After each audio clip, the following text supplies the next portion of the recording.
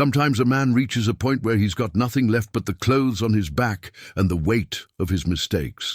Jedediah McCrae knew that feeling all too well when he spent his last dollar on a run-down farmhouse deep in the Montana hills. He figured it was as good a place as any to disappear and let the world forget about him. The broken porch and empty fields matched how he felt inside. But his old hound Boone had different ideas. On their first morning, the dog took off into the mist and came back leading 300 head of livestock, cows, goats, and sheep that had been living wild and alone. These animals belonged to someone once, but where was their owner? As Jed started caring for these forgotten creatures, he began to uncover a mystery that would change everything. What really happened to the woman who once called this place home? Before we jump back in, tell us where you're tuning in from, and if this story touches you, make sure you're subscribed, because tomorrow I've saved something extra special for you. The road to redemption sometimes starts with an empty whiskey bottle and a dog who refuses to give up on you. Jedediah McCrae set the cracked glass on the farmhouse windowsill, watching the morning light catch the last amber drops clinging to its sides. That bottle had been his companion through 10 years of wandering, 10 years of running from a life that had crumbled faster than autumn leaves in a Montana wind. Boone stretched on the warped wooden porch, his graying muzzle resting on massive paws. The blue-tick hound had been with Jed through every mile of those lost years, never judging, never asking questions that hurt too much to answer. Where Jed saw only another day to survive, Boone seemed to see possibility in every sunrise. The farmhouse stood like a weathered sentinel against the backdrop of pine-covered hills. Its white paint had surrendered to time, peeling away in long strips that curled like old photographs. The tin roof bore rust stains that traced abstract patterns against gray metal, and the front porch sagged under the weight of decades. But something about the place spoke to the hollow space in Jed's chest. Maybe it was the honest way it wore its scars, or how it still stood despite everything working against it. He'd found the property listing tacked to a bulletin board in a gas station outside Billings. Fixer-upper on 40 acres, cash only, $800. The price matched exactly what he had left after selling his truck to a scrap dealer. The realtor, a thin woman with suspicious eyes, had handed him the deed without much conversation. Previous owner left sudden-like, she'd said, avoiding his gaze. Been empty near 5 years now. The isolation suited him fine. The nearest neighbor was 15 miles down a dirt road that wound through stands of lodgepole pine and across creek beds that ran silver with snowmelt. Cell service was spotty at best, and the power lines ended 3 miles back. The farmhouse ran on a generator and a well that still pumped clear, cold water. On that first morning, Jed had planned to spend the day assessing what needed fixing and what needed tearing down. The barn leaned like an old man favoring a bad hip, its doors hanging askew on rusted hinges. Fencing ran in broken lines across fields thick with wild grass and scattered with stones. The whole place breathed neglect, but underneath the decay he could sense the bones of something that had once been loved. That's when Boone had bolted. The hound shot off the porch like he'd been stung, nose to the ground, following some scent. Trail only he could detect. Jed called after him, but Boone was already disappearing into the morning mist that clung to the valley floor. For a moment, panic seized Jed's chest. Boone was all he had left of anything that mattered. He grabbed his boots and followed, stumbling through wet grass and brambles, calling the dog's name until his voice echoed off the hills. The mist played tricks on his eyes, turning shadows into shapes and shapes into memories he'd rather forget. He was about to give up when he heard it, a sound that made no sense at all. Lowing, deep, resonant calls that spoke of cattle. Lots of cattle. Jed pushed through a stand of young aspen trees and stopped dead. Before him stretched a hidden valley. He hadn't noticed from the farmhouse, sheltered by a ring of hills and thick with grass that looked like it hadn't been grazed in years. And moving through that grass like ghosts made flesh were animals, dozens of them. cattle with ribs showing through dull coats, goats with overgrown hooves, sheep whose wool hung in matted clumps. At the center of this unlikely herd stood Boone, a tail wagging, looking immensely pleased with himself. The animals showed no fear of the dog. If anything, they seemed to gravitate toward him, as if recognizing an old friend. Jed counted as he walked among them, his boots squelching in the damp earth. 43 head of cattle, most of them Angus crosses in various states of health. 37 goats of mixed breeding, from sturdy boars to elegant Nubians. 28 sheep, their faces turned toward him with patient curiosity. A handful of chickens scratched in the dirt nearby, and he spotted what looked like 3 pigs rooting under an oak tree. They were wild, but not feral, thin, but not starving. Someone had cared for these animals once, and they remembered what that felt like. They'd survived on their own through at least one Montana winter, maybe more, but they carried themselves like creatures who expected human kindness. The mathematics of it made no sense. Feed, veterinary care, shelter. Many animals represented a substantial investment. People didn't just walk away from livestock worth thousands of dollars. And yet, here they were, living like refugees from some abandoned dream. Jed spent the rest of the morning walking among them, noting injuries that needed attention, animals that showed signs of illness or malnutrition. A black cow favored her. Left front leg. Several goats had problems with their hooves. The sheep needed shearing badly, their wool so thick and matted it had to be uncomfortable. He found himself talking to them the way he'd always talked to Boone, a steady stream of observations and gentle encouragement. "Easy there, girl. Let's have a look at that leg. I know you don't know me yet, but I'm not going anywhere." By noon, his clothes were soaked with morning dew and his boots caked with mud. But something had shifted inside him. These animals needed him. For the first time in 10 years, something living depended on him for more than just survival. Back at the farmhouse, he rummaged through the previous owner's belongings, looking for clues about the animal's care. The kitchen held the basics: a wood-burning stove, a hand pump for water, shelves lined with canning jars. Upstairs, 2 bedrooms sat empty except for dust and shadows. But it was in the barn that he found the first real evidence of who had lived. Here before, the tack room was organized with military precision. Halters and lead ropes hung on wooden pegs, sorted by size and type. Buckets were stacked according to use: water, feed, medical supplies.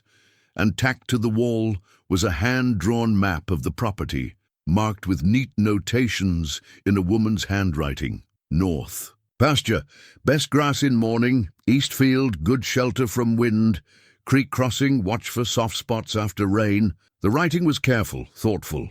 Someone who paid attention to details. Someone who cared about doing things right. On a shelf above the map, he found a metal box that looked like it had seen years of use.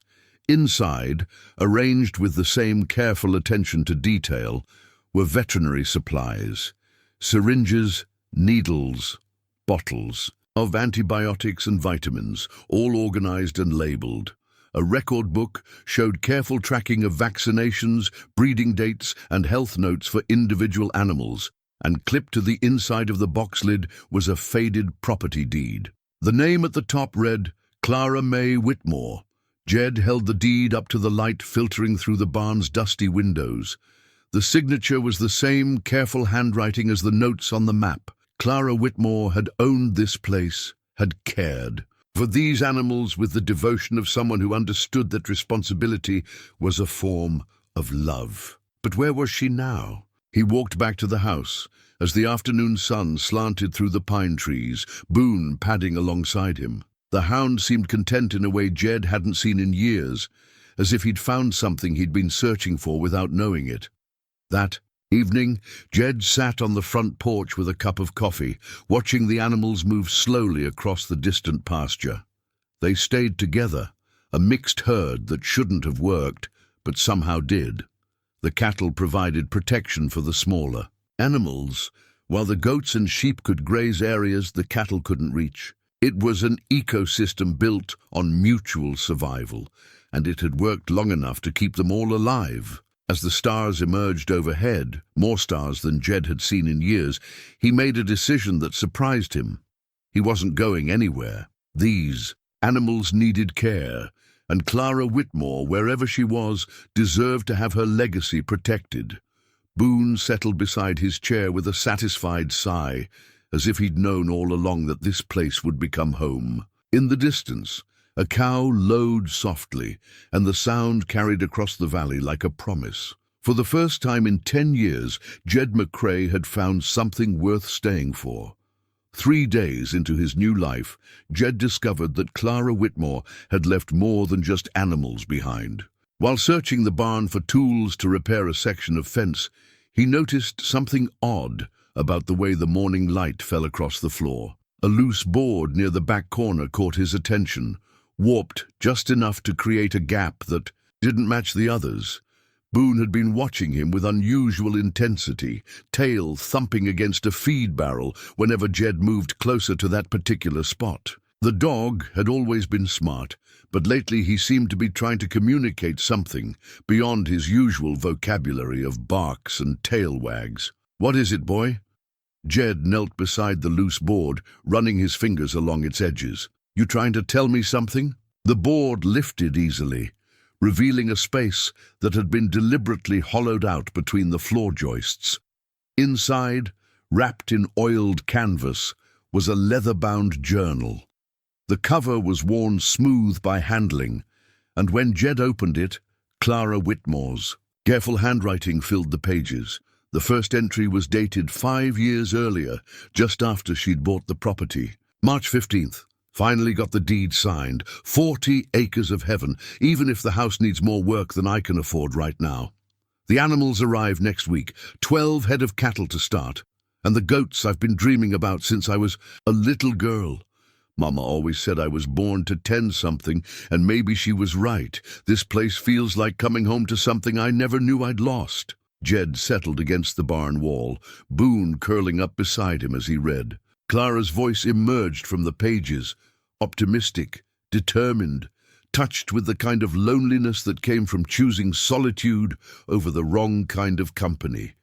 April 3rd. The cattle are settling in well. The lead cow, a black Angus I've named Duchess, has already established herself as the boss. She's got good instincts for keeping the herd together. The goats are another story. Nubians are too smart for their own good. Found 3 of them on the roof of the chicken coop this morning. No idea how they got up there, but they looked mighty. Pleased with themselves, page after page revealed a woman who understood animals in a way that went beyond mere ownership. She wrote about their individual personalities, their health needs, their social dynamics. She documented weather patterns and grazing rotations with the precision of someone who knew that small details could mean the difference between thriving and merely surviving. June 10th. Something special happened today. Found Duchess standing, guard over one of the goats who'd gotten tangled in some old wire. She could have walked away, but she stayed until I could get there to help. Animals know more about loyalty than most people I've met. But as Jed read deeper into the journal, Clara's tone began to shift. The entries became shorter, more guarded. References to visitors started appearing. Visitors who didn't seem entirely welcome. August 22nd, that man from the development company came by again. 3rd time this month, says he represents investors interested in the mineral rights. Told him the same thing I told him before, not interested, but he's persistent in a way that makes me uncomfortable. Boone growled at him the whole time he was here. Jed's breath caught. Boone. Clara had known Boone. He looked down at the hound, who was watching him with those intelligent brown eyes. "You lived here before, didn't you, boy? You were Clara's dog." Boone's tail thumped once against the floor, and something in his expression seemed almost like relief, as if he'd been waiting 5 years for someone to understand. The journal entries continued, painting a picture of a woman who was becoming increasingly concerned about outside pressure to sell her land. September 15th, they're offering more money now, enough to buy a place twice this size somewhere else. But they don't understand. This isn't about the money. This is about the animals, about the responsibility I took on when I brought them here. You don't abandon family just because someone waves cash in your face. October 8th, found tire tracks down by the creek again. Same vehicle, I think. Someone's. Been driving around the property boundaries, maybe surveying. Don't like it. Boone's been agitated lately, pacing the fence lines like he's expecting trouble. The final entries were dated just over 4 years ago, and Clara's handwriting had grown more urgent. November 12th. Things are escalating. Got a call yesterday from someone who wouldn't give his name, saying I was making a mistake by being stubborn. When I asked what he meant, he hung up. Boone won't leave my side now. Animals know when something's wrong. They can sense danger. Before we can, November 20th, decided to take precautions. If something happens to me, I need to make sure the animals are cared for. I've hidden supplies around the property, marked the locations on a map only Boone knows how to follow. The animals can survive on their own for a while if they have to, but they deserve better than that. They deserve someone who understands what they mean. The final entry was just a few lines, written in handwriting that shook slightly. November 28th. They know I won't sell. I can see it in their eyes. They're done asking nicely. I'm scared, but I won't abandon what I've built here.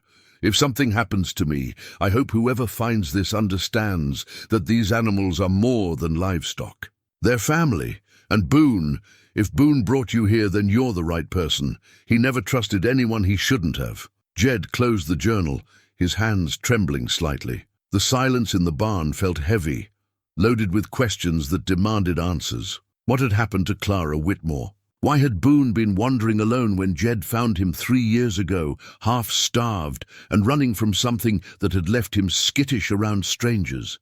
And why had the dog led him here, to this place, as if fulfilling some promise made long ago? You waited for me, didn't you? Jed reached out to scratch behind Boone's ears. You kept the animals together, kept them alive, until you could find someone to help. The pieces were starting to form a picture, but it was a picture that made Jed's stomach clench with anger. A woman living alone, pressured to sell land she loved, growing increasingly afraid. And then, nothing. No more entries, no explanation of where she'd gone or why. But the animals remained, hidden in a valley that couldn't be seen from the road. They'd survived on instinct and the resources Clara had prepared for them.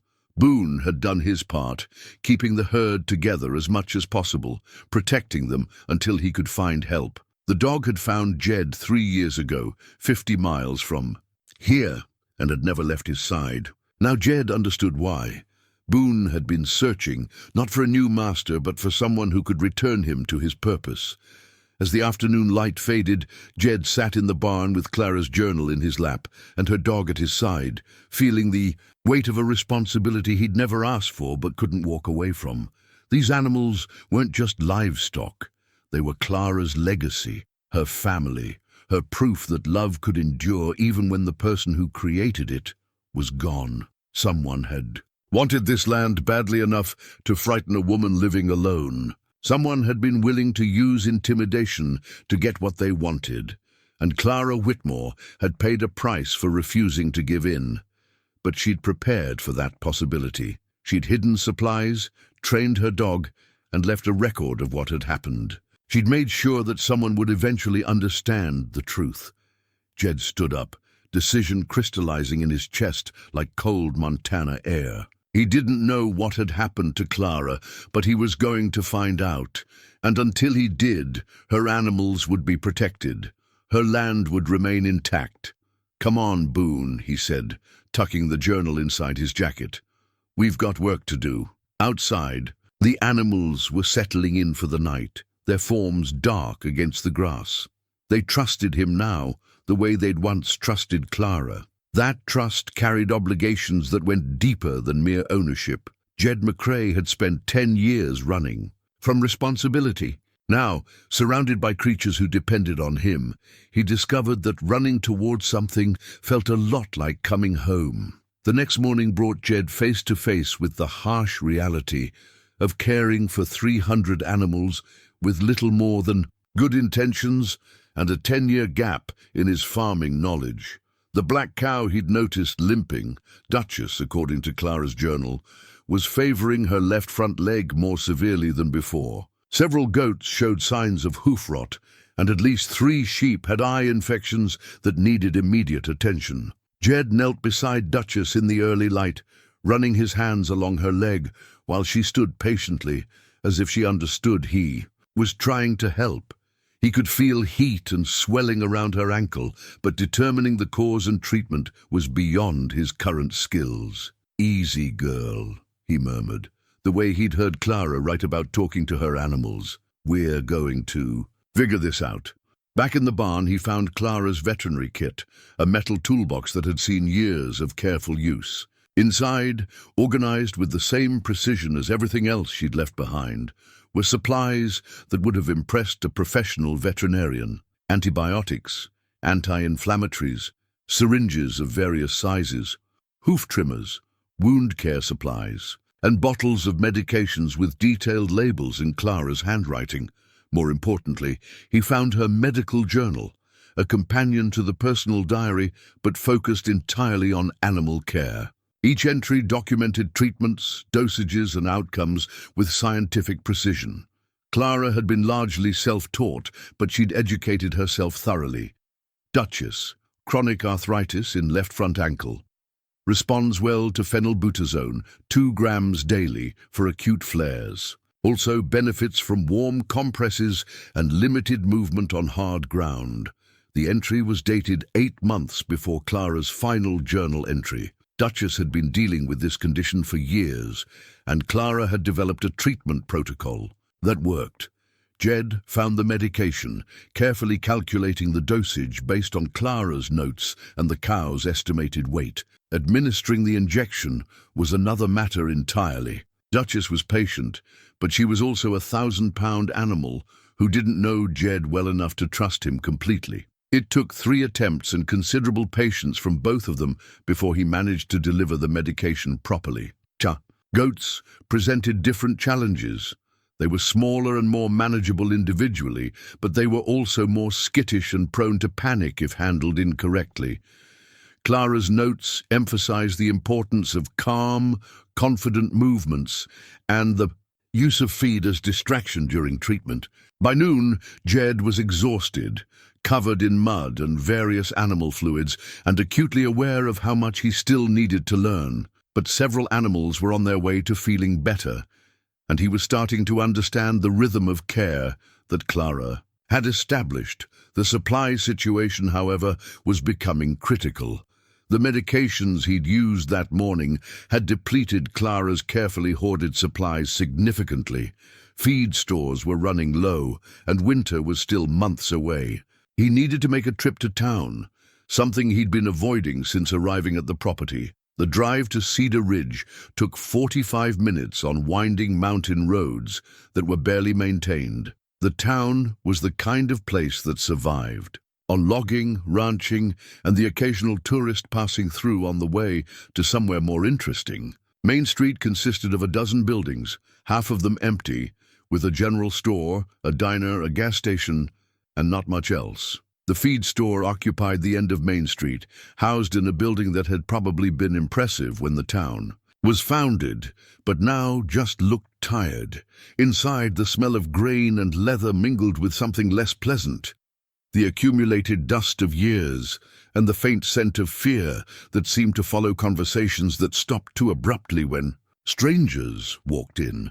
The proprietor was a man in his 60s, thin and weathered, with eyes that darted away from direct contact. His name tag read Earl, and he watched Jed with the careful attention of someone who'd learned not to trust easily. "Help you?"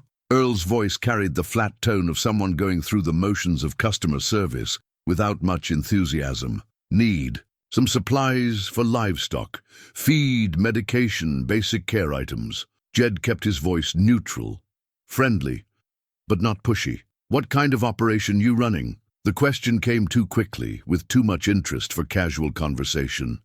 Small ranch. Outside town, just getting started. Jed had decided to keep his answers vague until he understood the local dynamics better. Earl's expression tightened slightly. You wouldn't be talking about the old Whitmore place, would you? The change in atmosphere was immediate and unmistakable. Two other customers, who'd been browsing near the back of the store, suddenly found reasons to leave. Earl's hands, which had been resting casually on the counter, now gripped the edge with enough force to whiten his knuckles. That's right. Bought. It a few days ago. Jed watched Earl's reaction carefully. Might want to reconsider that investment. Earl's voice had dropped to just above a whisper. That place has got a history, not the kind of history that leads to peaceful living. Before Jed could ask what he meant, the bell above the door chimed and another customer entered. But this wasn't someone looking for feed or farming supplies. The man who walked in wore an expensive suit that looked out of place in Cedar Ridge, and he carried himself with the confident bearing of someone accustomed to getting what he wanted. Earl's demeanor changed instantly, shifting from wary to openly nervous. "Mr. Davidson, didn't expect to see you in town today." Davidson's eyes fixed on Jed with the intensity of a predator evaluating prey. "Just checking on local business interests, making sure everyone's adapting well to the changing economic landscape." The words were polite, but the undertone was anything but. Jed felt the weight of assessment in Davidson's gaze, the way a man might study a problem he was planning to solve. "Earl, I think our new friend here might benefit from some community perspective on property investments in the area." Davidson's smile never reached his eyes. "Sometimes outside buyers don't fully understand the local challenges of remote ranching operations." Earl swallowed hard, glancing between Davidson and Jed like a man caught between two forces he couldn't control. "Sure thing, Mr. Davidson. Just trying to help folks make informed decisions." Jed understood the dynamic immediately. Davidson was the source of pressure Earl was feeling, the reason conversations stopped when strangers entered, the reason a simple feed store transaction felt like navigating a minefield. "Appreciate the concern," Jed said, matching Davidson's polite tone while meeting his gaze directly. "But I'm pretty committed to making it work. Sometimes the best properties are the ones other people have given up on." Davidson's smile tightened, almost imperceptibly. "Admirable attitude, though I hope you've done your due diligence on the property's history. Previous owners sometimes leave behind complications that new buyers aren't prepared to handle." The threat was subtle, but unmistakable. Jed felt a familiar stirring in his chest, the same feeling he'd had in bar fights and back-alley confrontations. During his drinking years, the urge to push back, to make it clear that intimidation wouldn't work on him.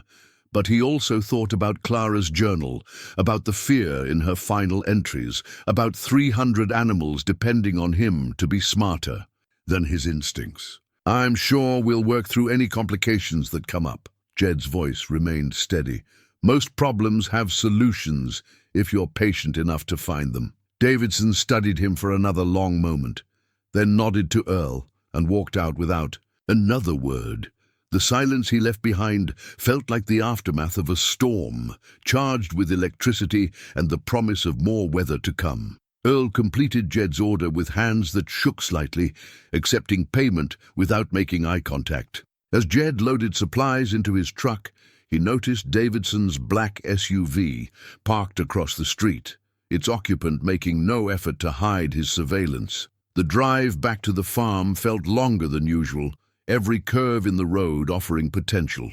Ambush points, every shadow among the trees, looking like it might hide unfriendly eyes. But Jed also felt something he hadn't experienced in years, a sense of purpose that went beyond mere survival. Clara Whitmore had faced these same pressures, these same threats. She'd stood her ground for as long as she could, protecting what she'd built. Now it was his turn to carry that burden, and he intended to prove more difficult to discourage than anyone expected. That evening, while organizing the supplies he'd Bought in town, Jed discovered that Clara's preparations for trouble had been more thorough than he'd first realized. Hidden behind a loose board in the feed room, he found a manila envelope containing documents that made his blood run cold. The envelope held a stack of letters, all addressed to Clara Whitmore, all bearing the letterhead of Horizon Development Corporation. The earliest was dated 3 years before her disappearance, and they showed a clear escalation from polite inquiry to barely veiled threats. The first letter was standard business correspondence. Dear Ms. Whitmore, Horizon Development Corporation is interested in discussing a potential purchase of your property at competitive market rates. We believe your land has significant development potential and would like to schedule a meeting at your earliest convenience. Clara had apparently declined because the second letter, dated 2 months later, carried a different tone. Ms. Whitmore, we were disappointed not to hear back regarding our previous correspondence. Given the remote nature of your property and the challenges of maintaining agricultural operations in that location, we believe our offer represents an excellent opportunity for you to relocate to more suitable circumstances. By the fourth letter, the language had shifted to something that could barely be considered professional. Ms. Whitmore, our geological surveys indicate your property sits above mineral deposits of considerable value. We are prepared to offer $200,000 for immediate sale, which represents far more than the agricultural value of the land. Continued refusal to negotiate may result in complications you are not prepared to handle. The final letter was dated just 2 weeks before Clara's last journal entry. This is our final offer. Circumstances beyond our control may force us to pursue alternative methods of acquisition. For your own safety and peace of mind, we strongly encourage you to reconsider your position. Jed read through the letters twice, his anger building with each page. The progression was clear. Polite request, business pressure, veiled threat, open intimidation.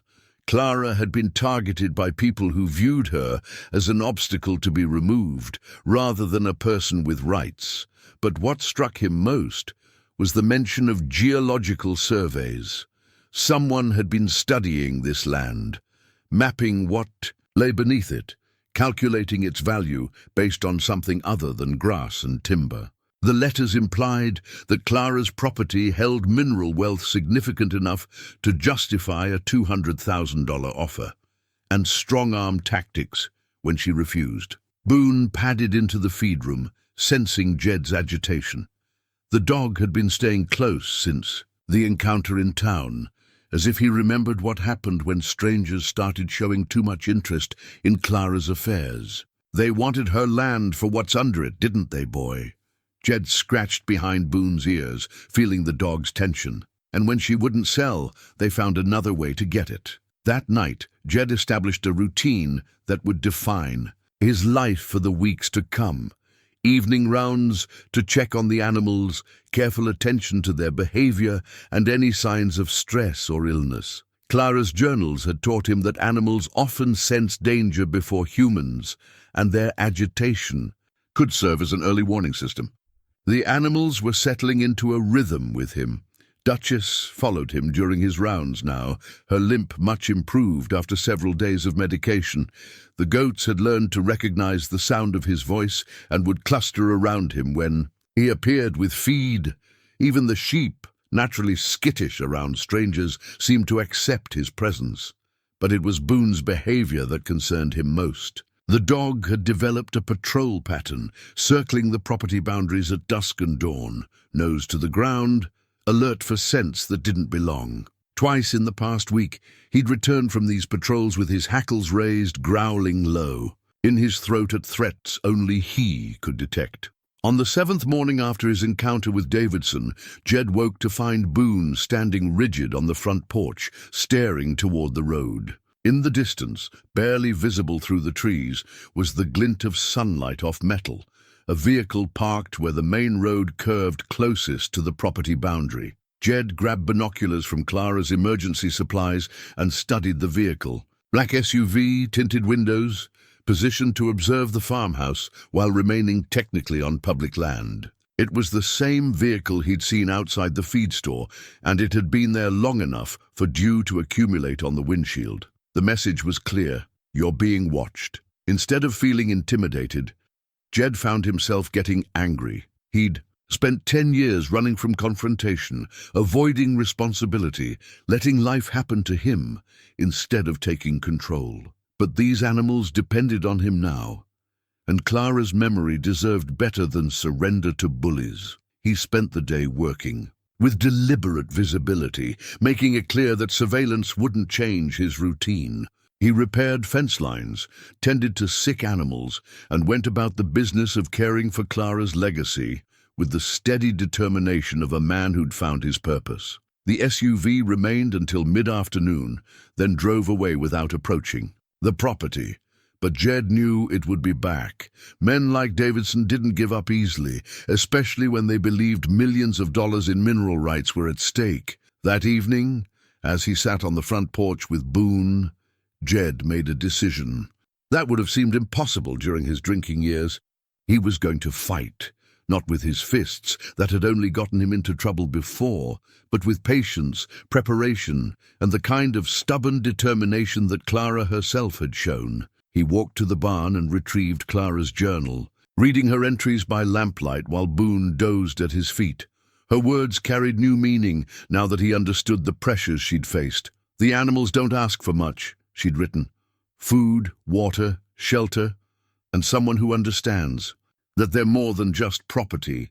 In return, they give you everything they have: loyalty, affection, purpose." People could learn a lot from livestock about what really matters. Jed closed the journal and looked out at the pasture, where dark shapes moved slowly through the grass. 300 animals who'd survived on their own for years, waiting for someone to understand their value. Clara had died protecting them, and Boone had spent years searching for someone willing to continue that protection. The responsibility felt heavier now, but also cleaner than anything he'd carried in his adult life. These animals weren't asking him to be perfect. They were asking him to be present, to pay attention, to care enough to keep trying even when things got difficult. Outside, an owl called from the pine trees, and Duchess lowed softly in response. The sounds of a place where life continued, despite attempts to destroy it, where creatures who should have been enemies, cattle and goats and sheep, had learned to live together because survival required cooperation. Jed understood now why Clara had refused to sell. This wasn't just land, it was a community. A family that happened to have 4 legs instead of 2, fur instead of skin, but family nonetheless.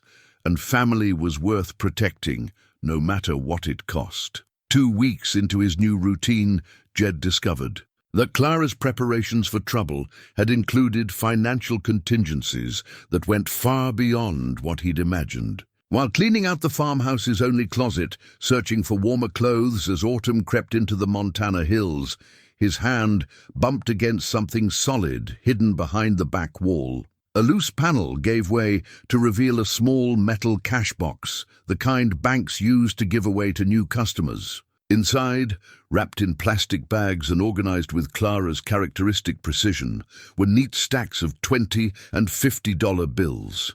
Jed counted twice before believing the total: $8,300 in cash. But more important than the money was the note tucked beneath it, written in Clara's careful handwriting: "For whoever takes care of my family when I can't, the animals come first, always. Use this to keep them safe, fed, and healthy. They've given me everything, and they deserve the same in return. If you're reading this, you understand what they mean. Thank you." The trust implicit in that note hit Jed harder than he'd expected. Clara had prepared for her own disappearance, had accepted that she might not survive whatever forces were aligned against her, but she'd made sure her animals would be cared for regardless. She'd left money for their feed, their medical care, their protection, money that represented months or maybe years of careful saving. Jed sat on the edge of the bed, holding the cash box and feeling the weight of Clara's faith in whoever might follow her. She'd believed that someone would come, someone who would understand what the animals meant and be willing to sacrifice for them. She'd bet her life savings on the character of a stranger she'd never meet.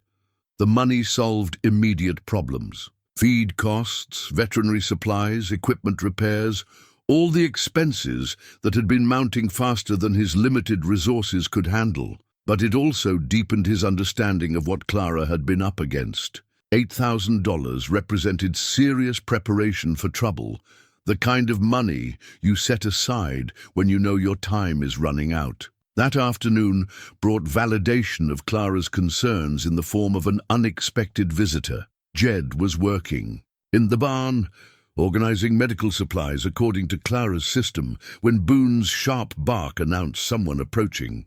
The dog's tone was different from his usual alert.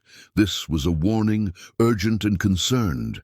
Sheriff Tom Bradley stood beside a patrol car in the farmhouse driveway, hat in his hands, looking like a man who'd rather be anywhere else. He was older than Jed had expected, probably past retirement age, with the weathered face of someone who'd spent decades dealing with other people's problems. "Mr. McCrae, I'm Sheriff Bradley. Mind if we have a talk?" The politeness felt forced, professional courtesy layered over something that might have been embarrassment. Jed wiped his hands on a rag and walked out to meet him, Boone staying close, but not actively aggressive. "Sure, Sheriff, what can I do for you?" Bradley glanced around the property, taking in the repaired fences, the well-maintained animals visible in the distance, the general air of a place being cared for again. His expression was complicated, mixing approval with something that looked like regret. "Got some concerns about your situation out here. Living alone, no close neighbors, limited communication with the outside world. Sometimes isolated properties attract the wrong kind of attention." The warning was vague enough to mean anything, specific enough to feel personal. Jed studied the sheriff's face, looking for clues about whose interests he represented. "Seems pretty peaceful to me. Good neighbors." In the animal kingdom, Jed kept his tone light, but watched Bradley's reaction carefully. "That's the thing, though. Previous owner had some troubles. Woman named Clara Whitmore.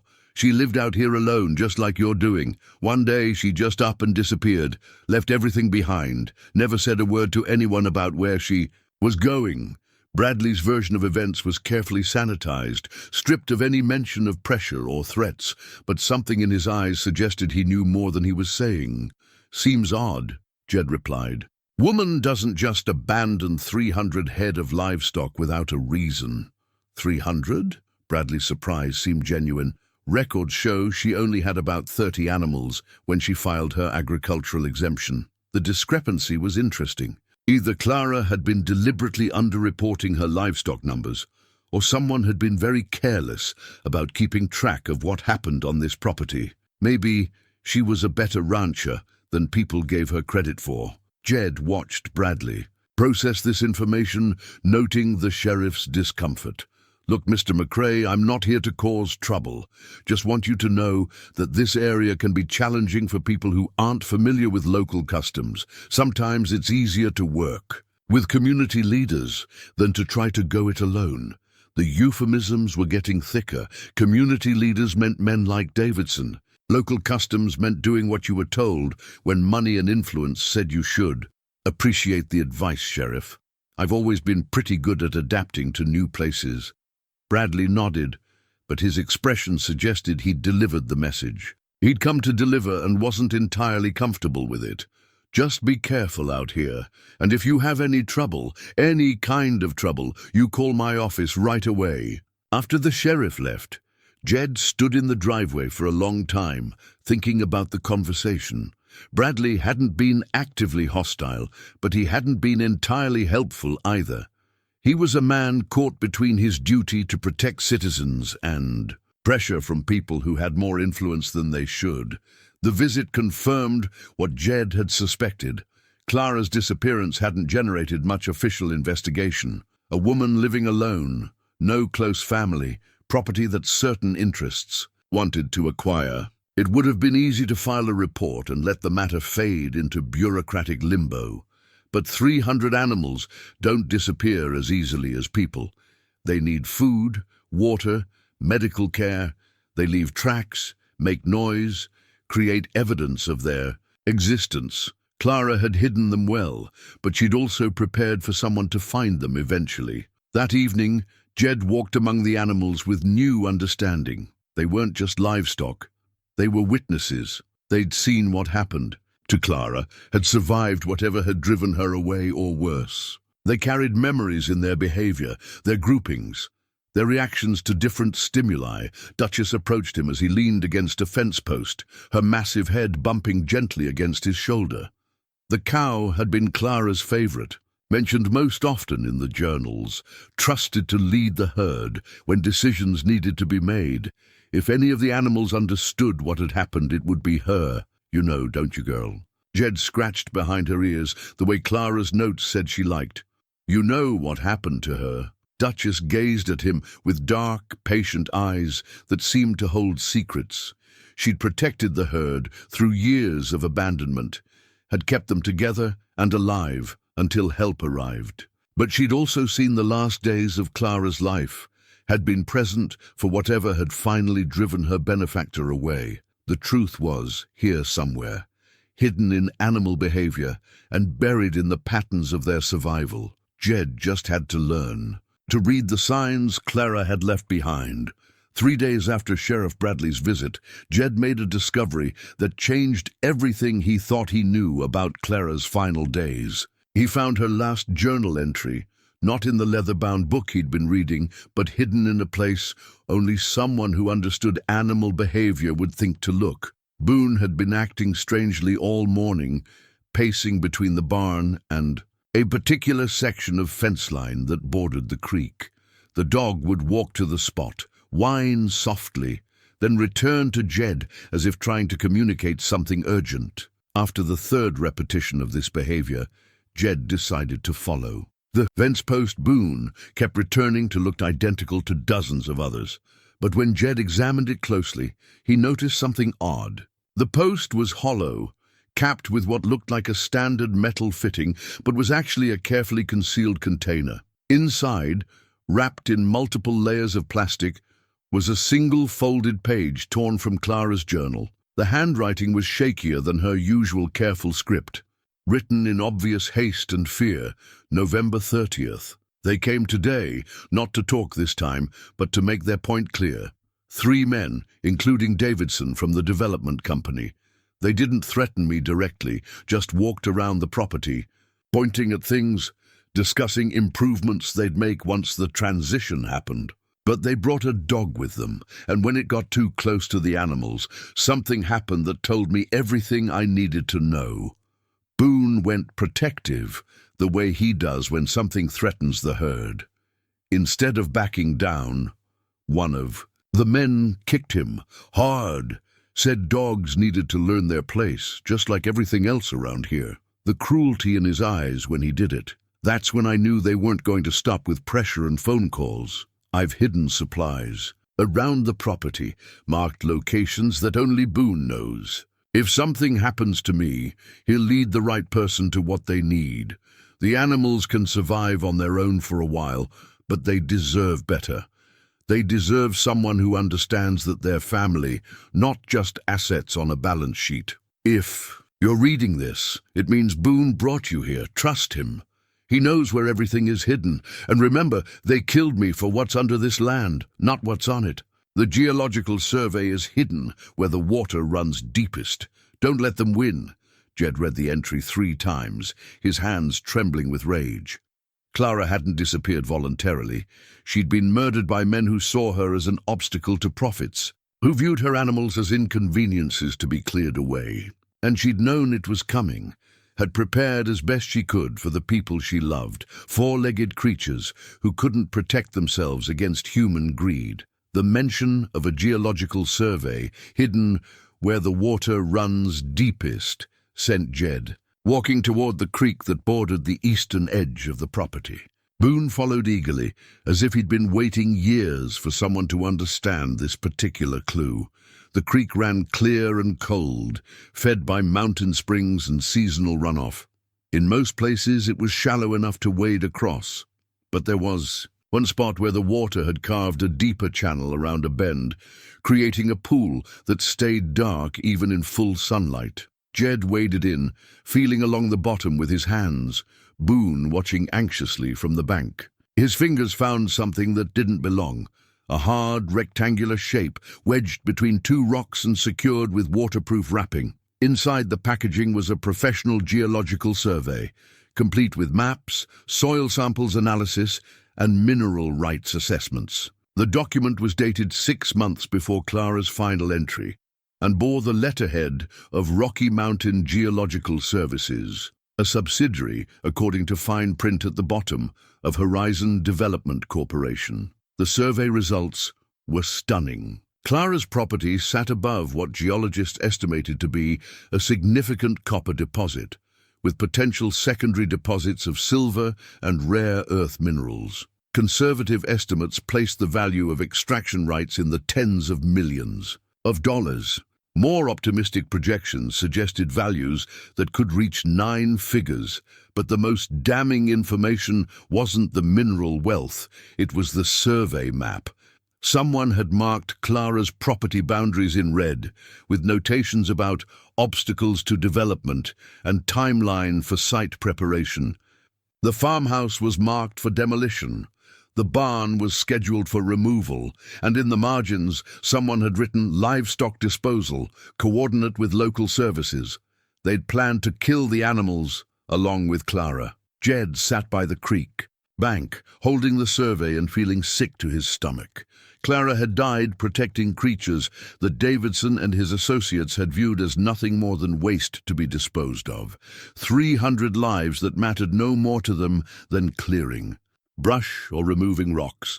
The scope of the conspiracy was becoming clear. The development company had commissioned the geological survey, identified the mineral wealth, and then systematically worked to acquire the land through intimidation and violence. When Clara refused to sell, they'd eliminated her and covered their tracks well enough that even the local sheriff had accepted her disappearance without serious investigation. But they'd made one crucial mistake. They'd underestimated Clara's intelligence and her preparation for exactly this scenario. She'd hidden evidence, trained her dog to preserve it, and trusted that eventually someone would care enough to uncover the truth. As evening fell, Jed walked among the animals with new purpose. They weren't just Clara's legacy anymore. They were living proof that her killers had failed to completely erase what she'd built. Every day they survived was a victory against the forces that had tried to destroy them. Duchess approached him near the barn, her calf trailing behind her. The cow had given birth since Clara's death, had raised her offspring in the wild, had kept producing life even when death seemed to have won. The sight of that calf, young, healthy, unaware of the forces that had tried to prevent its existence, filled Jed with something fiercer than anger, determination. Boone settled beside him as he leaned against the fence, watching the animals settle for the night. The dog had carried this burden for years, had waited patiently for someone who could understand what Clara had prepared, who could finish what she'd started. "We're going to get them, boy," Jed said quietly, scratching behind Boone's ears. "Clara left us everything we need.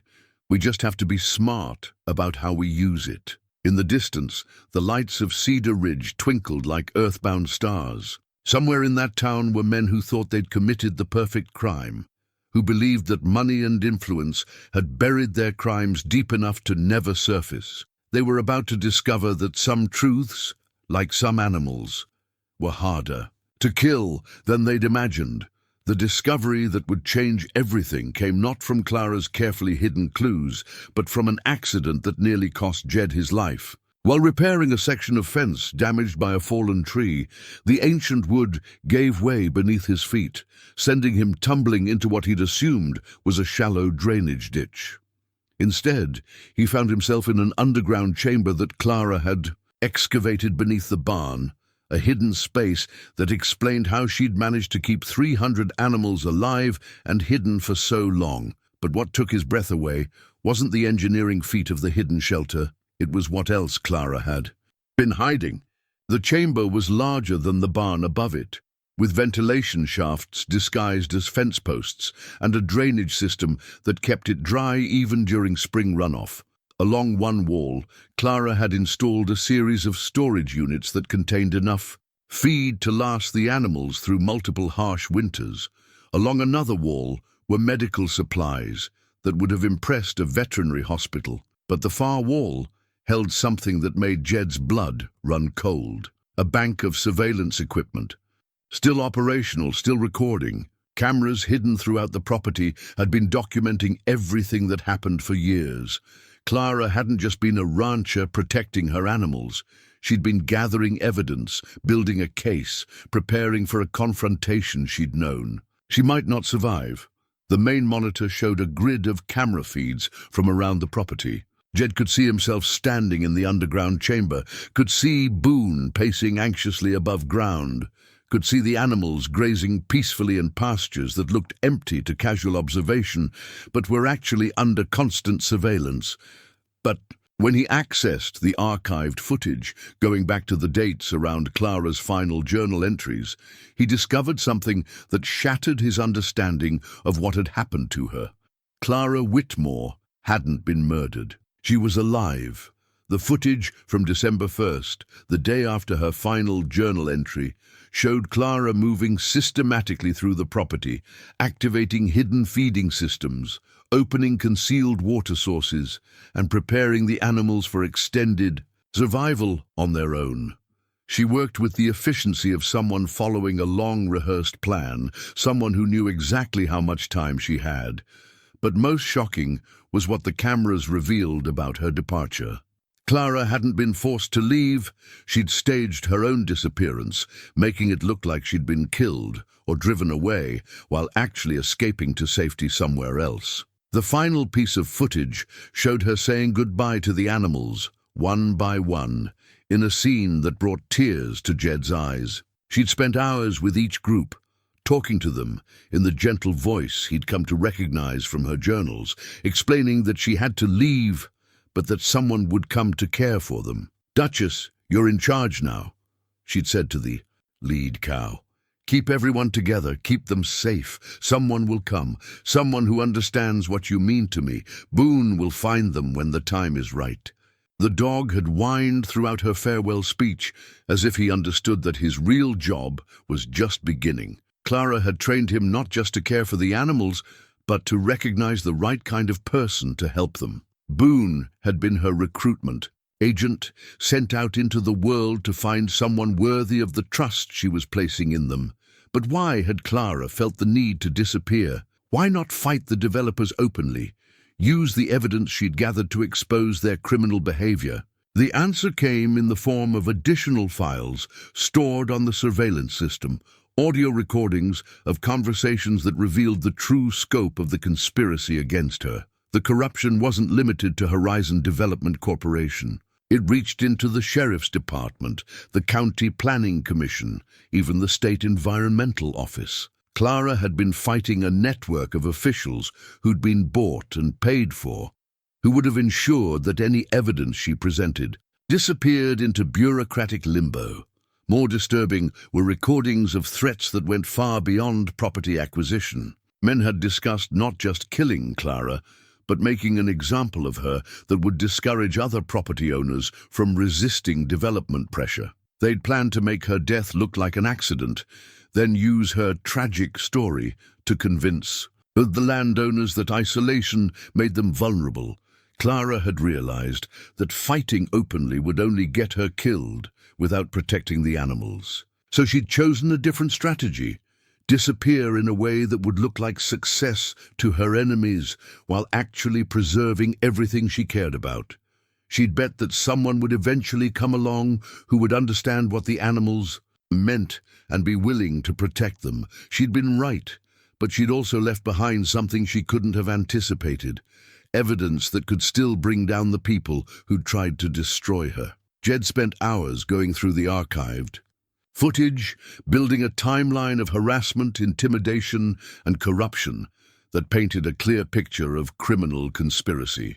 Clara had documented everything: trespassing, threats, attempts to poison water sources, and meetings where officials discussed how to circumvent environmental protection laws. But the most damning evidence was recent footage, recordings of conversations that had taken place after Clara's disappearance, when the conspirators thought they were safe to speak freely. Davidson and his associates had been recorded discussing their plans for the property, their methods for dealing with Clara, and their confidence that her disappearance would never be properly investigated. They'd confessed to crimes they didn't. No were being recorded, in voices clear enough to stand up in any court. As Jed watched the monitor, he realized that Boone had been guarding more than just animals. He'd been protecting a treasure trove of evidence that could destroy everyone involved in the conspiracy.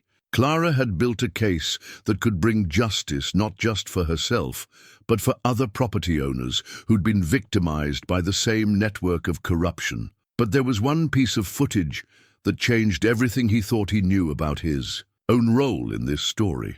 Recorded just 3 days earlier, it showed Davidson and 2 other men standing at the edge of the property discussing what to do about the new owner. "He's not going to be as easy to discourage as the woman," Davidson was saying. "This one looks like he's been in fights before. We might need to escalate our approach." "What about the animals?" asked one of his companions. 300 head is a lot of witnesses to dispose of." Davidson's response made Jed's stomach clench. "We'll handle the animals the same way we handled the woman's resistance. Sometimes you have to destroy everything to make a clean start." They weren't just planning to remove Jed from the property. They were planning to slaughter every animal Clara had died protecting. The cover story would be disease outbreak, emergency quarantine, necessary for public health. By the time anyone questioned the decision, the animals would be dead and the land would be clear for development. But they'd made the same mistake with Jed that they'd made with Clara. They'd underestimated both his intelligence and his dedication to protecting what he'd been entrusted with. The difference was that Jed now had something Clara hadn't possessed when she'd made her stand: proof of their crimes and a plan to use it. As he climbed out of the hidden chamber, Boone greeted him with unusual excitement, as if the dog sensed that something fundamental had changed. The surveillance footage had revealed the scope of the conspiracy, but it had also revealed something else. Clara had trusted him with more than just the care of her animals. She'd trusted him with the power to bring her killers to justice. The animals looked different to him now, as he walked among them in the fading light. They weren't just livestock anymore, weren't just Clara's legacy. They were living proof that love could survive attempts to destroy it, that preparation and intelligence could triumph over greed and violence. Clara Whitmore was alive somewhere, probably watching from a distance, waiting to see if the person Boone had chosen would prove worthy of the trust she'd placed in them. Jed intended to make sure she wasn't disappointed. The plan came to Jed as he sat in Clara's hidden chamber, surrounded by years of carefully documented evidence and the soft hum of surveillance equipment that had been recording crimes for longer than anyone suspected. He couldn't fight Davidson and his network the way Clara had tried to, through legal channels that were already corrupted, but he could use their own arrogance against them. The surveillance footage showed that Davidson's group planned to move within the next few days before Jed could become more entrenched or potentially discover something that threatened their operation. They intended to stage an animal disease outbreak that would justify emergency measures, allowing them to humanely destroy the livestock while positioning themselves as heroes protecting public health. But their plan had a fatal flaw. They'd gotten sloppy in their confidence, recorded their intentions clearly enough to provide irrefutable evidence of conspiracy and animal cruelty. All Jed needed was a way to ensure that evidence reached people who couldn't be bought or intimidated. The answer came from an unexpected source: Earl from the feed store. Jed had been avoiding another trip to town, not wanting to risk another confrontation with Davidson before he was ready. But when he reviewed the surveillance footage more carefully, he noticed something that changed his perception of the nervous store owner. In several recordings of Davidson's visits to Cedar Ridge, Earl could be seen in the background, and his body language suggested fear rather than cooperation. More importantly, Clara's journals mentioned Earl by name, describing him as one of the few decent people in town, and noting that he'd quietly offered to help with animal feed during her financial struggles, asking only that she keep the assistance private. Earl wasn't part of the conspiracy. He was another victim of it. That evening, Jed made a decision that would have terrified him weeks earlier. He copied the most damning surveillance footage onto multiple storage devices, documented the timeline of threats and criminal activity, and prepared a complete case file that could bring down everyone involved in the conspiracy. But he needed someone to deliver that evidence to authorities outside the local corruption network. Someone who understood what was at stake and could be trusted to follow through even if things went wrong. The next morning, he loaded Boone into his truck and drove to Cedar Ridge, arriving just as Earl was opening the feed store. The older man's nervousness was immediately apparent when he saw Jed approaching. "Store's not really open yet," Earl said, his hands shaking slightly as he fumbled with the keys. "I'm not here to buy anything," Jed replied quietly. "I'm here because Clara Whitmore trusted you, and I need to know if that trust was justified." Earl's reaction confirmed what Jed had suspected. The older man's face went pale, and he looked around nervously before ushering Jed inside the store. "Clara's been gone for years," Earl whispered. "Why are you bringing her up now?" "Because she's not as gone as everyone thinks," Jed said, watching Earl's expression carefully. "And because the people who tried to destroy her are planning to finish the job." Over the next hour, Jed shared enough of what he'd discovered to convince Earl that he was serious without revealing the full scope of Clara's surveillance operation. He explained about the hidden animals, the evidence of corruption, and the immediate threat to destroy everything Clara had protected. Earl's response surprised him with its quiet dignity. "I wondered what happened to those animals," the older man said. "Clara loved them more than most people love their children. When she disappeared, I figured they'd starved or been sold off. Knowing they're alive, that changes things." Earl revealed that he'd been documenting Davidson's visits to his store, keeping records of conversations and noting when other local officials had been present. He'd been building his own case file, hoping that someday he'd find someone trustworthy, enough to help him expose the corruption that was destroying his community.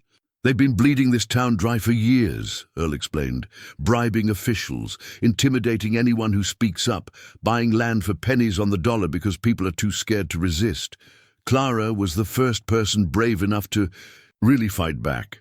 Together, they developed a plan that would expose the conspiracy while protecting the animals." Earl would contact a friend who worked for the state attorney general's office, someone outside the local corruption network who'd been asking questions about irregular land deals in rural Montana. That contact would receive copies of all the evidence, along with detailed documentation of the planned attack on Clara's property. But Jed knew that bureaucratic processes moved slowly, and Davidson's timeline was measured in days, not weeks. He needed a backup plan that would protect the animals, even if the legal system failed to act quickly enough.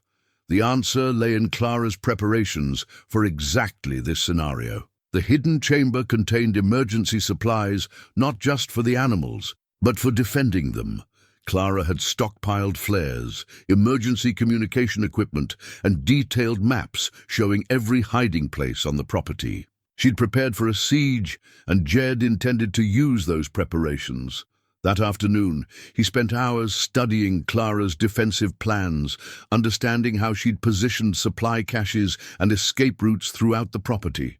The animals could be moved to secure areas where vehicles couldn't reach them, hidden in valleys and sheltered areas that would require significant manpower to search. More importantly, Clara had installed emergency communication equipment that could broadcast on frequencies monitored by state and federal agencies. If Davidson's group tried to carry out their plan, Jed could document their crimes in real time and broadcast evidence that couldn't be suppressed or ignored. But the key to everything was Boone.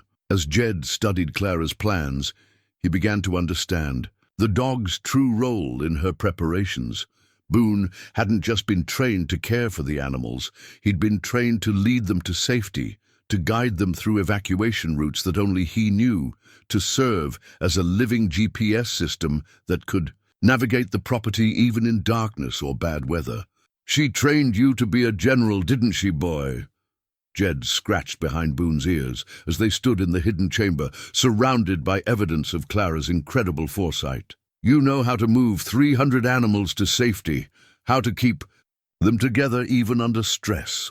That evening, Jed tested Clara's systems, activating hidden feeding stations and water sources scattered throughout the property. The infrastructure she'd built was impressive, a network of remote-controlled feeders and water pumps that could sustain the animals even if they had to abandon the main pastures. As he worked, he found himself talking to Clara as if she could hear him, sharing his understanding of what she'd accomplished and his determination to protect what she'd built. "I get it now," he said aloud, knowing that somewhere Clara might actually be listening through her surveillance system. "You didn't just save the animals. You saved the proof that could bring them down. You turned this whole property into a trap, and you're still controlling it even though you're not here." The animals seemed to sense that something was changing. They moved restlessly through the pastures, clustering closer together than usual, responding to some instinct that told them danger was approaching. Duchess positioned herself near the gate that led to the main evacuation route, as if she remembered Clara's training and was preparing to lead the herd to safety. As night fell, Jed made his final preparations. He positioned himself in the hidden chamber where he could monitor all the surveillance feeds, activated the emergency communication equipment, and prepared to document whatever Davidson's group had planned. The evidence was ready to be transmitted to authorities who couldn't be corrupted. The animals were positioned for rapid evacuation if necessary, and Boone was ready to perform the role Clara had spent years training him for. But most importantly, Jed was ready to finish what Clara had started, not just protecting her animals, but bringing justice to the people who'd tried to destroy everything she'd loved.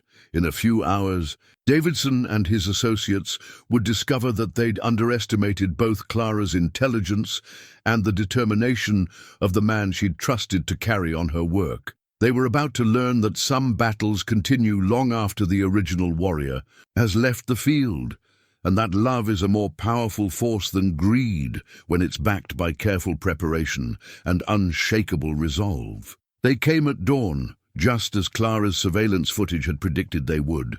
Jed watched from the hidden chamber as 3 vehicles approached the property, Davidson's black SUV leading, followed by a truck marked County Animal Control, and a van bearing the logo of a veterinary service company. The official vehicles were meant to legitimize whatever they had planned, to provide cover for what would appear to be a necessary public health intervention. But Jed could see what the cameras revealed that casual observers would miss. The men getting out of the vehicles were carrying equipment that had nothing to do with animal welfare. Tranquilizer guns that could kill as easily as sedate. Containers marked with biohazard symbols that were actually empty. Props for a performance they'd rehearsed. And most damning of all, cameras of their own to document their heroic response to a dangerous disease outbreak. Davidson stood in the farmhouse driveway, surveying the property with the satisfaction of a man who believed he'd already won. He gestured toward the pastures where the animals were grazing peacefully, discussing logistics with his associates as if they were planning a harvest rather than a massacre. Jed activated Clara's emergency communication system and the hidden transmitter began broadcasting on frequencies monitored by state and federal agencies. Every word spoken on the property was now being recorded and transmitted in real time to authorities who couldn't be bribed or intimidated. "Remember, this needs to look legitimate," Davidson was saying, his voice now being preserved for federal Prosecutors. We've got reports of suspected foot and mouth disease, emergency authorization for immediate quarantine and disposal.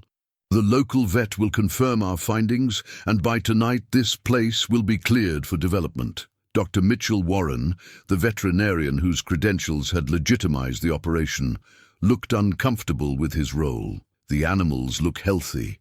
From here, he said uncertainly, maybe we should run some actual tests before. The tests are a formality. Davidson cut him off. We've already confirmed the diagnosis. Your job is to make it official and help us do this humanely. Unless you want to explain to the state board why you refuse to respond to a public health emergency. The threat was subtle but clear. Dr. Warren had been coerced into participating, his professional reputation held hostage to ensure his cooperation. But what Davidson's group hadn't anticipated was Boone. The dog had been watching from a concealed position near the barn, and as the intruders began to spread out across the property, he initiated the evacuation protocol Clara had spent years teaching him. A series of sharp barks in a specific pattern, 3 short, 2 long, 3 short, echoed across the pastures. The response was immediate and stunning. 300 animals began moving with the coordinated precision of a military unit. Duchess led the cattle toward the eastern pasture, following routes that kept them out of sight from the main driveway. The goats clustered around their lead buck and began filing toward the north ridge, using terrain features to mask their movement. Even the sheep, normally the most scattered and independent of the groups, formed an orderly procession toward the creek bottom. Davidson's confidence evaporated as he watched his targets disappearing into the landscape. "Where the hell are they going?" he demanded, grabbing binoculars from one of his men. "There's supposed to be 300 head here. I can see maybe 50. Jed smiled grimly as he watched the evacuation unfold on his monitors. Clara had designed the system to move the animals to locations where they'd be safe from vehicles and difficult to find even on foot. Hidden valleys, sheltered creek beds, stands of timber thick enough to provide cover. The animals were vanishing into terrain that Davidson's group couldn't reach without abandoning their official vehicle cover story. But the most crucial element of Clara's plan was just beginning. As the animals reached their designated safe areas, they triggered a series of motion sensors that Clara had positioned throughout the property. Each sensor activation was recorded by the surveillance system and transmitted to authorities along with GPS coordinates showing exactly where the animals had taken refuge.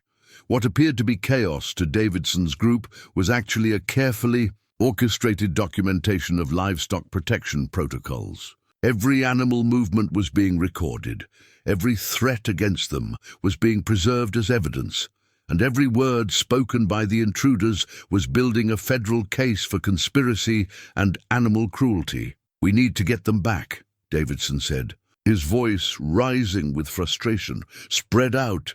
Find where they've gone. We can't explain a disease outbreak if we can't find any diseased animals." That's when Jed made his presence known. He emerged from the farmhouse carrying Clara's emergency flare gun, not as a weapon, but as a signal. The bright red flare arced high over the property, visible for miles in the clear morning air, marking the exact moment when Davidson's crimes became too public to hide. "Looking for something?" Jed called out, walking slowly toward the group of intruders. Davidson's face went white as he recognized the implications. The flare was a distress signal, visible to anyone in the area, documented by their own cameras as well as Clara's hidden surveillance system. Whatever happened next would be impossible to cover up or explain away. "Mr. McCrae," Davidson said, attempting to recover his composure, "we're here on official business. Animal health emergency. I'm afraid you'll need to cooperate with our veterinary team." Jed smiled, knowing that every word was being recorded and transmitted to federal authorities. "Funny thing about emergencies," he said, "they tend to bring out unexpected help." In the distance, the sound of approaching vehicles could be heard. But these weren't part of Davidson's group. The vehicles approaching weren't more of Davidson's conspirators. They were federal agents responding to the real-time evidence transmission that had been broadcasting for the past hour.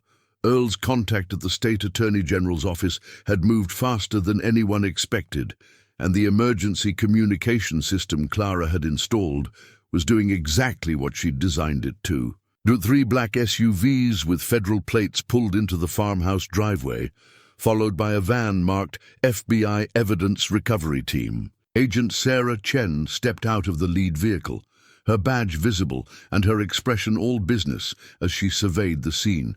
"Mr. Davidson," she said, her voice carrying the authority of someone who'd been building a case for months. "Agent Chen, FBI, you and your associates need to remain exactly where you are." Davidson's face went through a series of expressions: confusion, anger, and finally the pale realization that his carefully planned operation had become a federal crime scene.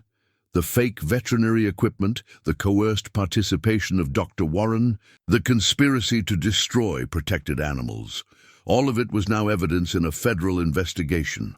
"I don't understand," Davidson said, but his voice lacked conviction. "We're here on legitimate animal health business. County authorization, proper veterinary oversight. We've been monitoring your communications for the past hour," Agent Chen interrupted, holding up a recording device, "including your discussion of fake disease reports, coerced veterinary participation, and plans to destroy healthy animals for development purposes. You're under arrest for conspiracy, animal cruelty, fraud, and violation of federal environmental protection statutes." Dr. Warren stepped forward, his relief visible. "Agent Chen, I want to cooperate fully. I was coerced into this, threatened with loss of license if I didn't participate. I have documentation of the pressure they put on me." The unraveling was swift and complete. As federal agents took Davidson and his associates into custody, Jed watched from the farmhouse porch, feeling a mixture of satisfaction and something deeper, a sense that Clara's faith in justice had been vindicated. But the most remarkable moment came when Boone emerged from the timber, leading the entire herd back to the main pastures. The animals moved with the same coordinated precision they'd shown during evacuation, following the dog's signals as he guided them back to safety. 300 head of livestock appeared from hiding places that had rendered them invisible just hours before, proving that Clara's protective systems worked exactly as she'd designed them. Agent Chen approached Jed as the animals settled back into their normal routines, seemingly unbothered by the morning's excitement. "Mr. McCrae, we're going to need a complete statement from you. The evidence you've provided through the emergency broadcast system is extraordinary. We've never seen such detailed documentation of a conspiracy in progress." Jed nodded, but his attention was drawn to movement at the edge of the property. A figure was walking up the drive, not a federal agent or local official, but someone who moved with the confident familiarity of someone who knew this land intimately. Clara Whitmore looked older than her photographs, her hair streaked with grey and her face marked by years of worry and exile. But her eyes held the same intelligence and determination that had filled her journals, and when she saw the animals safe in their pastures, her expression showed a relief so profound it was almost painful to witness. "Clara," Jed said simply, walking toward her. "Thank you," she replied, her voice thick with emotion. "When I watched the surveillance feeds this morning, saw what you were willing to do to protect them, I knew I could finally come home." Agent Chen looked between them with growing understanding. "Ms. Whitmore, I presume. We've been wondering about your whereabouts. Your testimony will be crucial for prosecuting this case." Clara's presence completed the picture in ways that mere evidence couldn't. She'd spent 4 years in hiding, watching through her surveillance system as Jed learned to care for her animals, documenting his growing understanding of what they meant and his willingness to protect them at personal cost. "I had to be sure," Clara explained to Agent Chen. "I had to know that someone would love them the way I did, that they'd be more than just livestock, to whoever took over their care. Boone was my test. He'd never have led someone here unless they had the right heart for this work. The dog in question was moving among the animals, checking on individuals he'd led to safety, ensuring that the evacuation had left no one behind. His tail wagged with the satisfaction of a job completed successfully, but his attention kept returning to Clara and Jed, as if making sure his two humans were safely reunited. As the federal agents completed their arrests and began processing the scene, Jed found himself standing with Clara among the animals they'd both protected. The morning sun was climbing higher, casting long shadows across pastures where 300 creatures grazed peacefully, unaware that their survival had just exposed one of the largest land fraud conspiracies in Montana history. "What happens now?" Jed asked. Clara smiled, reaching out to scratch Duchess behind the ears. "Now we take care of them together, if you're willing to stay, that is. This place needs someone who understands that family comes in all forms, 2 legs, 4 legs, whatever form love takes." Jed looked around at the animals, at Boone, at the land that had become home in ways he'd never expected. His answer came without hesitation. "I'm not going anywhere." 6 months later, Jed stood on the front porch of the farmhouse, watching the morning sun cast golden light across pastures that buzzed with new life. The property looked different now, not just because of the improvements he and Clara had made together, but because it carried the peaceful air of a place where justice had been served and love had triumphed over greed. The legal proceedings had unfolded exactly as Clara's evidence had predicted they would. Davidson and his associates had been convicted on multiple federal charges, their conspiracy exposed in detail that left no room for appeals or technicalities. The mineral rights they'd schemed to steal remained with the property, generating enough income through legitimate leasing to ensure the animals would be cared for indefinitely. But more importantly, the investigation had revealed the scope of corruption that had plagued rural Montana communities for years. Sheriff Bradley had been forced into early retirement, replaced by someone who understood that protecting citizens meant more than protecting the interests of developers.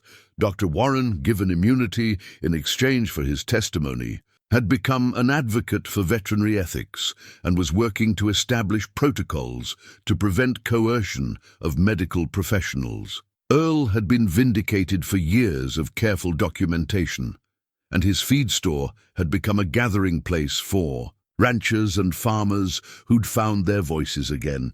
The fear that had silenced Cedar Ridge for so long had been replaced by the kind of community spirit that comes from facing down bullies together. Clara emerged from the barn, carrying a bucket of fresh milk from the goats she'd been gradually reintroducing to human handling. The animals had welcomed her return with the patience of creatures who understood that love sometimes requires temporary separation. Duchess had been particularly demonstrative, following Clara everywhere for the first month, as if afraid she might disappear again. "Penny for your thoughts," Clara said, settling into the chair beside Jed on the porch. "Just thinking about how much has changed," Jed replied, accepting the cup of coffee she offered. 6 months ago I figured I was buying a place to disappear. Turns out I was buying a place to finally start living." The transformation in his own life still surprised him sometimes. The hollow feeling that had driven him to drink for 10 years had been filled by the daily rhythm of caring for creatures who depended on him. The animals had given him purpose, but more than that, they'd taught him that responsibility could be a form of healing rather than a burden. Clara sipped her coffee, her gaze following Boone as he made his morning rounds among the animals. The dog had settled into his new routine with obvious satisfaction, no longer the sole protector of the herd, but still their guardian and guide, working alongside 2 humans he trusted completely. "He knew, didn't he?" Jed said, watching Boone. "Paused to check on a ewe with a new lamb. When he found me 3 years ago, he knew somehow that I'd end up here." "Dogs understand things we don't," Clara agreed. Boone always had good instincts about people. He knew you were the kind of man who'd fight for something that mattered, even if you didn't know it yourself yet. The new property deed, officially, transferring ownership to both of them as joint partners, lay framed on the kitchen table inside. It represented more than legal documentation. It was proof that some families are chosen rather than born, that commitment can create bonds stronger than blood.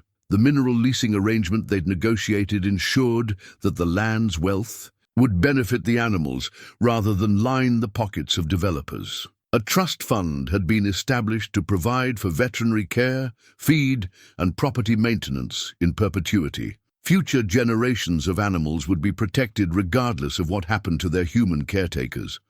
But perhaps the most satisfying change was the one that couldn't be measured in legal documents or bank accounts. The animals themselves had settled into a contentment that was visible in every aspect of their behavior. They grazed with the relaxed confidence of creatures who knew they were safe. They approached humans with trust rather than wariness.